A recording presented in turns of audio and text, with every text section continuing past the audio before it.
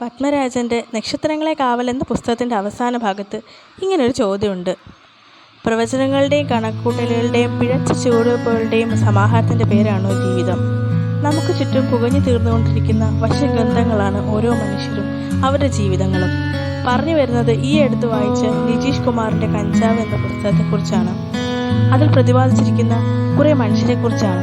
അവർ വായനക്കാരിലേക്ക് പകർന്നു തരുന്ന ജീവിതാനുഭവങ്ങളുടെ ലഹരിയെക്കുറിച്ചാണ്.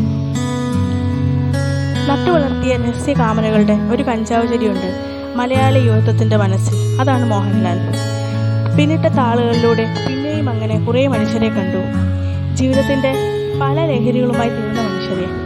ഓരോ താളുകളിലും നിന്നും വായനക്കാരൻ്റെ സിരകളിലേക്ക് പടരുന്ന ഒരുതരം ലഹരി അനുഭവിച്ചു.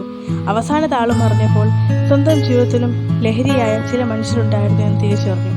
അവർ തന്ന ലഹരികളുടെ ആകെത്തുകയാണ് ജീവിതം എന്ന് തോന്നി തുടങ്ങി. നന്ദി. നല്ലൊരു വായനാനുഭവം സമ്മാനിച്ചു.